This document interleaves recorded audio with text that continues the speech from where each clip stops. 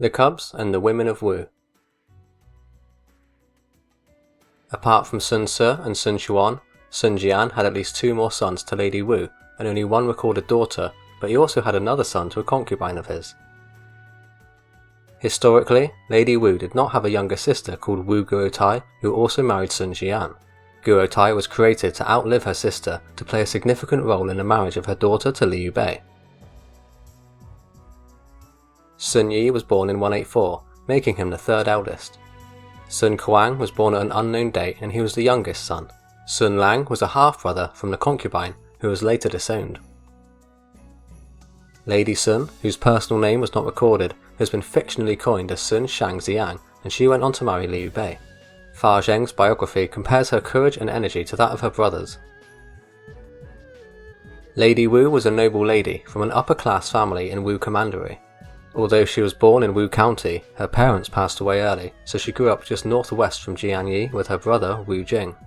Her beauty and character lured in Sun Jian, who sought to marry her, but her relatives disapproved of the idle rascal Sun Jian. She asked why they bring disaster upon themselves for their love for her before she accepted her fate if the marriage turned out to be bad. The relatives eventually agreed, and they allowed her to marry Sun Jian, probably in the year 175 or earlier, as their firstborn Sun Ce was born in that year. She accompanied her new husband to Changsha Commandery. Legend tells of Lady Wu dreaming of a moon entering her body before she bore Sun Ce, then later she dreamt of a sun entering her body before Sun Chuan was born. In the legend, Sun Jian said, "The sun and the moon capture the true essence of yin and yang, my descendants will be great men." When Sun Jian went away to war, he had his family relocated from Changsha to Shou County in Lujiang. Here, Sun Ce befriended Zhou Yu, who treated Lady Wu as if she was his own mother, and allowed the Sun family to stay with him. The following year, Sun Jian was killed in action, so Sun Ce was advised by Zhu Ji to take his mother and the family to Chue County, to meet up with Wu Jing. He had been appointed as Danyang's new administrator by Yuan Shu, but was yet to assume his post. Very soon after this, Sun Ce started his conquests in the Wu region. Cao Cao became wary of the Sun family's growing influence down south, and so proposed a couple of weddings, one of which was Tao's niece marrying Sun Kuang. Also around this time, the Grand Tutor Ma Medai gave Zhu Ji the official post of the administrator of Wu Commandery. He displayed ability and talent in all of his missions, including one instance of protecting Lady Wu's family members while Sun Ce was away. This led to him becoming widely admired by many.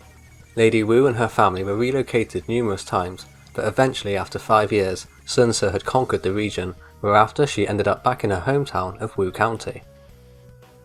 She was known for her wisdom and displayed good judgment, so numerous people came to visit her imploring her to save Yu Ji from her son.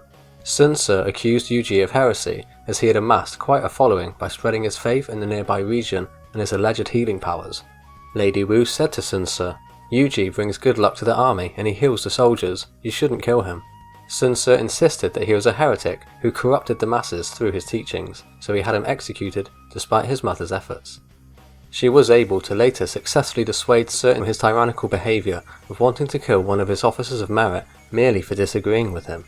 The other officials were afraid and did not know what to do. Lady Wu showed up, stood beside a well and told her son, "You've recently established a foothold in Jianan and there are many things you still need to do. You should treat men of talent with respect, pardon them for their minor mistakes and honour them for their contributions. This officer has been performing his duties faithfully. If you kill him today, tomorrow, others will rebel against you. I don't wish to see a tragedy occur, so instead I'll throw myself into this well." The shock of hearing his mother say this made Sun Ce immediately release the officer in question. Sheng Xian had been the administrator of Wu Commandery until Shu Gong took the place by force. Despite him fleeing north to Taoxian to escape Shu Gong, Sun Ce still saw Sheng's authority as a threat. As Sheng's life was already in danger, Sun Ce focused his attention elsewhere. In the year 200, Ce was mortally wounded by servants of the late Shu Gong for reasons that have long been debated. He should have rightfully inherited his father's Marquis title, but he refused, and instead gave that to Sun Kuang. Sun Yi, who was known for his fighting capability and fiery personality, was thought to become Sun Ce's successor by Zhang Zhao and many others, but Ce picked Sun Chuan instead. Zhang Zhao and Zhou Yu saw special qualities in the young man, and so chose to stay to serve Sun Chuan. Within 2 years, Shang Xiang had been finished off by Sun Quan, whereafter his supporters and associates fled to the mountains. Quan then reappointed Zhu Ji as the administrator of Wu Commandery, promoted him, and gave him feudal landholdings, which enabled him to retire early. An emissary by Tao soon arrived, which essentially demanded the Sun family's loyalty, and as proof, Sun Quan needed to send one of his sons to Cao Cao. A meeting was held, but no solid conclusion was met, and Sun Quan personally did not want to send a hostage. The dissatisfied Sun Quan held a second discussion, this time with Lady Wu and Zhou Yu. Shou gave his reasons against sending a hostage, and Lady Wu agreed completely. She endorsed Zhou Yu and asked her son to treat him as an older brother, so his advice was happily followed. As Wu defied Cao Cao, this event contributed to the Battle of Qi Bi. When she felt her time was coming to an end in 202, Lady Wu summoned Zhang Zhao, Dong Shi and others, then instructed them to help the inexperienced Chuan govern his new territory well. In the year 203, Wu Jing passed away, leaving his position at Danyang available. Sun Yi was 19 years old at the time, and was promoted to fill his uncle's old administrator role. He reached out to the prodigies of Shang Xiang, offering them titles and positions to help stabilize the region. Many accepted, and 2 of these men, Gai Lan and Dai Yuan, came to work for Sun Yi. Dai Yuan became a civil assistant, but Gai Lan was given a high military command with the slightly irregular title of Grand Chief Controller. These 2 took revenge for the death of their master against Sun Quan, as they harboured secret intentions of rebelling against Sun Yi. They became close to one of his aides, which helped them orchestrate an assassination when Sun Quan was away. At the time, various chiefs from the counties of Danyang were scheduled to meet with Sun Yi at the commandery capital. He asked his wife, Lady Zhu, who was well versed in divination, to predict the events of the meeting, and she predicted ill luck. She begged her husband to postpone the event, but because the chiefs had been waiting a long time already, Sun Yi went along anyway, and hosted a great banquet for them. He usually carried a sword at his side, but became tipsy and forgot his weapon when he saw his guests off unarmed. His aide, Bian Hong, then attacked him from behind. The scene was thrown into disarray, and no one came to Sun Yi's rescue, who soon died. Bian Zhong fled to the mountains after committing the murder, but was later tracked down and killed by Gai Lan and Dai Yuan, who had used him as a puppet. A non-blood relative named Sun He came to the commandery capital to restore order and blamed Gai Lan and Dai Yuan, but he could not control the military forces. Sun He was massively outraged, which frightened the pair, as they feared how Sun Quan might react if he personally came to investigate. So they killed Sun He, then tried to defect to Cao Cao when they wrote a letter to Liu Fu, who was stationed around Hefei. Many other officers were aware that Gai Lan and Dai Yuan were the culprits, but were unable to take action because their powers were limited. Gai Lan entered Sun Yi's personal residence and seized all of his concubines and servants. He went to take Lady Shou, but she declined, saying it was too soon since her husband's passing and that he should come back in a month. During this period, she gathered many of Sun Yi's old subordinates and devised a simple plan to avenge her late husband. On the appointed day, Lady Shou removed her funeral clothes, then invited Gai Lan to her personal quarters. 2 of Sun Yi's old subordinates were disguised as handmaidens in the room, where they easily ambushed and killed Gai Lan. Meanwhile, the other Sun loyalists dealt with Dai Yuan. Their heads were cut off and offered to Sun Yi's altar. This incident shocked everyone in Danyang, and the news quickly spread. Sun Quan arrived shortly after the incident, and then handed out the appropriate rewards and punishments. Sun Yi's son, Sun Song, held a marquis title, and was a colonel of trainee archers. He was known to be very sociable, but was often reprimanded by Lu Xun. He didn't maintain good discipline within his ranks, and allowed his men to fool around.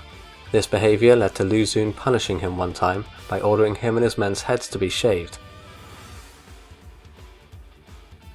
In 209, Lady Sun was around 20 years old. She was a woman of pleasant appearance and of unique character. She was known to be talented and bright, but also bold and extremely fierce. As part of the alliance between Sun Quan and Liu Bei, she was given over to him in marriage. It's at this point that Liu Bei dreaded Cao Cao's influence in the north, Sun Quan's presence in the east, and Lady Sun causing trouble in his home territory. She took general control over his household, along with guardianship over his son and heir apparent Liu Shan, due to the deaths of Liu Bei's other 2 wives. It's said that Lady Sun acted arrogant and haughty. She preferred to be accompanied by more than 100 female attendants, all of whom can bear arms. Whenever Liu Bei visited her, they stood guard outside her room and he trembled for his life. She brashly invited soldiers and officials from Wu and allegedly went about lawlessly with them.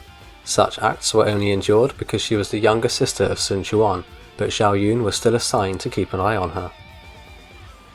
Fa Zheng had arrived in Jing to meet with Liu Bei to discuss the inevitable threat from Cao Cao against Liu Zhang. In this time, Fa Zheng met Lady Sun, who must have left quite an impression on him as he urged Liu Bei to have her sent back to Wu. When Liu Bei left Jing and marched into Yi, Sun Quan sent an envoy to collect his sister, so she journeyed downriver back home to the Southlands. Zhao Yun's second biography states that Lady Sun tried to take Liu Shan with her, but was stopped by Zhao Yun and Zhang Fei, who were sent by Zhuge Liang. It was through heavy negotiations that Lady Sun surrendered the young heir to the two generals. When she was back in Wu, the marriage between her and Liu Bei effectively ended, and they had no recorded children.